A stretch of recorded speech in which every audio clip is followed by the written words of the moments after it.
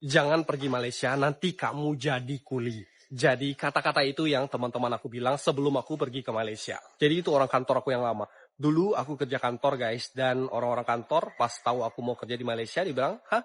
Mau pergi? Aku nggak pernah nyangka kalau di Malaysia, aku bakal diperlakuin sebaik ini. Yuk, aku ceritain ke kamu, aku udah tinggal di Malaysia selama 8 tahun. Banyak yang tanya, kenapa aku suka dan betah tinggal di Malaysia. Banyak yang nanya kenapa memilih tinggal dan bekerja di Malaysia. Halo, gue Fajrin, orang Indonesia yang tinggal dan bekerja di Malaysia. Udah banyak DM yang masuk dan teman-teman gue juga bilang, kenapa sih lo memilih tinggal dan bekerja di Malaysia? Padahal kalau di Indonesia kan sama aja. Nah, Kenapa orang Indonesia sanggup datang kerja di Malaysia?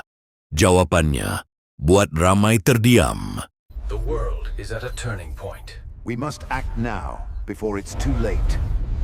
This is Jijo Channel. Di Malaysia, kita sudah terlalu biasa melihat wajah-wajah pekerja dari Indonesia.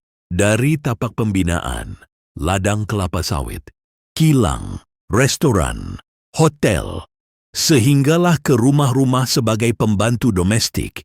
Kehadiran mereka bukan lagi sesuatu yang asing. Malah, bagi sesetengah kawasan, mereka seolah-olah menjadi nadi yang menggerakkan ekonomi setempat. Persoalannya, mengapa begitu ramai orang Indonesia memilih untuk bekerja di Malaysia? Apa yang mendorong mereka meninggalkan kampung halaman, keluarga dan tanah air semata-mata untuk mencari rezeki di negara jiran? Adakah semata-mata kerana wang? Atau ada sebab lain yang jarang kita bincangkan secara terbuka?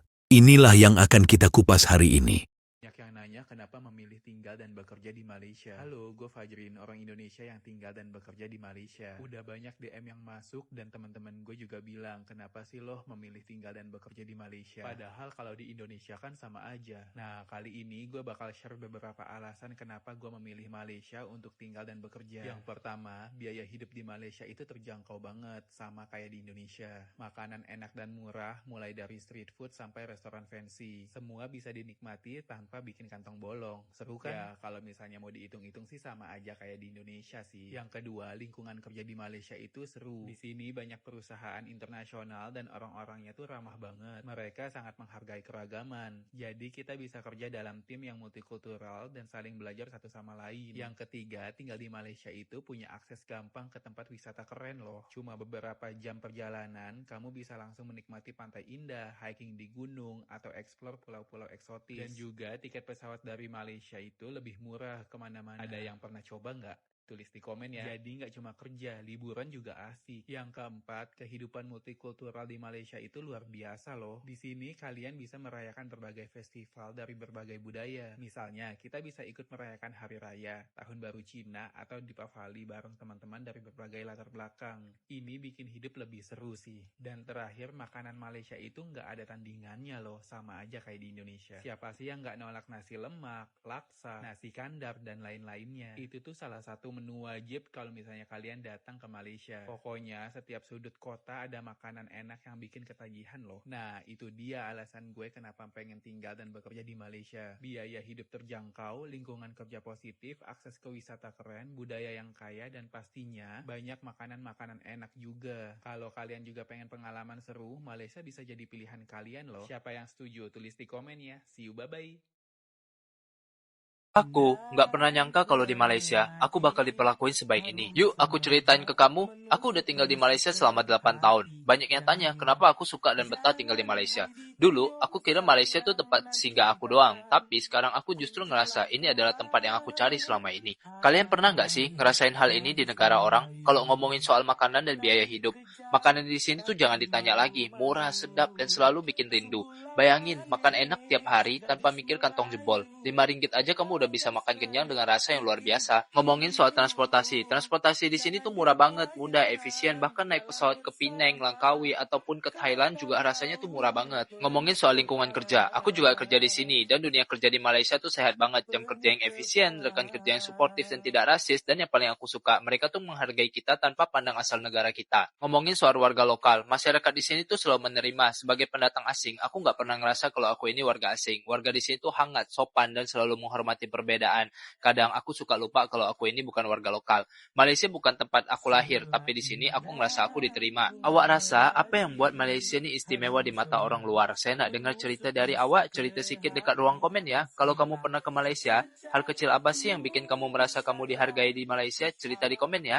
Jangan pergi Malaysia, nanti kamu jadi kuli. Jadi kata-kata itu yang teman-teman aku bilang sebelum aku pergi ke Malaysia. Jadi itu orang kantor aku yang lama. Dulu aku kerja kantor guys, dan orang-orang kantor pas tahu aku mau kerja di Malaysia, dibilang, hah?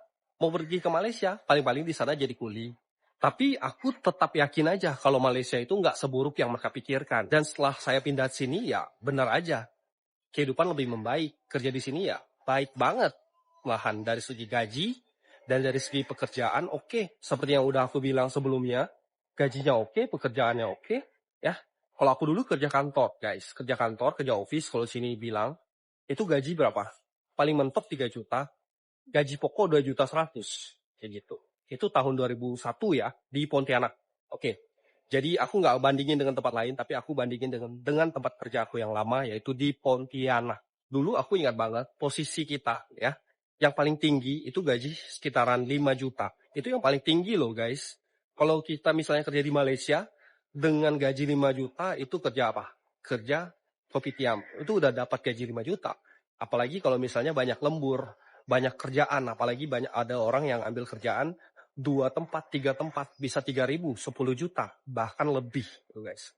Kalau menurut aku ya oke aja sih kalau misalnya mau kerja di Malaysia. Tapi ingat, harus dari agen yang terpercaya ya, karena sekarang banyak agen-agen yang tipu-tipu guys. Kalian juga harus hati-hati ya. Jadi sampai di sini dulu ya. Semoga sehat dan bye-bye. Hubungan antara Malaysia dan Indonesia sebenarnya bukanlah hubungan biasa. Kita berkongsi akar budaya, bahasa yang hampir serupa, adat resam yang saling difahami, dan sejarah yang panjang. Faktor ini menjadikan Malaysia destinasi yang sangat mesra bagi pekerja Indonesia. Apabila mereka datang bekerja, mereka tidak berasa terlalu asing. Bahasa Melayu dan bahasa Indonesia boleh difahami antara satu sama lain, memudahkan komunikasi di tempat kerja dan dalam kehidupan seharian. Ini satu kelebihan besar berbanding bekerja di negara lain yang memerlukan penguasaan bahasa asing sepenuhnya. Dari sudut ekonomi pula, jurang nilai mata wang memainkan peranan penting. Nilai ringgit Malaysia yang lebih tinggi berbanding rupiah, Indonesia menjadikan pendapatan di Malaysia lebih lumayan apabila ditukar ke mata wang asal. Walaupun gaji yang diterima mungkin dianggap rendah oleh rakyat tempatan, bagi pekerja di Indonesia, itu sudah cukup besar untuk menyara keluarga di kampung, membiayai pendidikan anak-anak, membina rumah, atau menyimpan untuk masa depan. Inilah realiti yang jarang difahami oleh masyarakat umum. Selain itu, peluang pekerjaan di Malaysia juga lebih luas dalam sektor tertentu. Malaysia memerlukan tenaga kerja dalam sektor 3D, iaitu kerja yang kotor, berbahaya dan sukar. Ramai rakyat tempatan kurang berminat dengan pekerjaan seperti ini, sama ada kerana faktor status, gaji, atau keselesaan. Kekosongan ini akhirnya diisi oleh pekerja asing, terutamanya dari Indonesia yang terkenal rajin, tahan lasak dan mudah menyesuaikan diri. Majikan pula melihat mereka sebagai tenaga kerja yang konsisten dan sanggup bekerja lebih masa. Tidak boleh dinafikan juga bahawa faktor jaringan sosial memainkan peranan besar. Ramai pekerja Indonesia datang ke Malaysia kerana diajak oleh saudara, mara atau rakan sekampung yang sudah lama bekerja di sini. Apabila seseorang berjaya, cerita kejayaan itu tersebar luas di kampung halaman. Ini mencetuskan fenomena berantai, di mana semakin ramai yang terdorong untuk mencuba nasib di Malaysia. Bagi mereka, bekerja di Malaysia bukan lagi sesuatu yang asing, tetapi satu laluan hidup yang sudah terbukti. Namun di sebalik semua ini, kehidupan sebagai pekerja asing bukanlah semudah yang disangka. Mereka terpaksa berjauhan dengan keluarga dalam tempoh yang lama.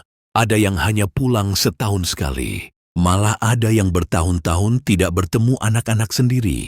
Tekanan emosi, rindu kampung halaman dan cabaran hidup di negara orang menjadi harga yang perlu dibayar demi rezeki. Tidak semua cerita berakhir indah. Ada juga yang tertipu, dieksploitasi, atau bekerja dalam keadaan yang tidak selamat. Walaupun begitu, sumbangan pekerja Indonesia kepada ekonomi Malaysia tidak boleh dinafikan. Mereka membantu memastikan sektor-sektor penting terus berjalan. Tanpa mereka, banyak projek pembinaan mungkin tertangguh. Ladang tidak terurus dan perkhidmatan tertentu lumpuh. Dalam diam, mereka menjadi tulang belakang kepada pembangunan negara. Hubungan ini sebenarnya saling memerlukan, walaupun sering disalahartikan dan dipandang serong oleh setengah pihak. Apa yang lebih menarik? Ramai pekerja Indonesia yang akhirnya membina kehidupan baharu di Malaysia. Ada yang berkahwin, membuka perniagaan kecil-kecilan dan menjadi sebahagian daripada masyarakat setempat. Mereka bukan sekadar datang bekerja, tetapi menyumbang tenaga, masa dan keringat untuk membina negara ini bersama-sama. Ini membuktikan bahawa isu pekerja asing bukan sekadar isu ekonomi, tetapi juga isu kemanusiaan dan sosial. Kesimpulannya, kehadiran orang Indonesia bekerja di Malaysia bukanlah satu kebetulan, tetapi hasil daripada gabungan faktor ekonomi, budaya, peluang pekerjaan, dan hubungan sejarah antara dua negara serumpun. Di sebalik angka dan statistik, terdapat kisah manusia yang penuh pengorbanan, harapan dan perjuangan hidup. Sebagai masyarakat, mungkin sudah tiba masanya kita melihat isu ini dengan lebih matang dan berperi kemanusiaan. Mereka datang bukan untuk mengambil hak sesiapa, tetapi untuk mencari rezeki yang halal demi keluarga di tanah air. Jika kita memahami realiti ini, mungkin kita akan lebih menghargai peranan mereka dalam kehidupan seharian kita. Jika anda rasa topik ini membuka mata dan memberi perspektif baru, jangan lupa sokong Jijo Channel dengan like, komen dan subscribe. Kita akan terus bincangkan isu-isu realiti masyarakat yang jarang diperkatakan, tetapi sangat dekat dengan kehidupan kita semua.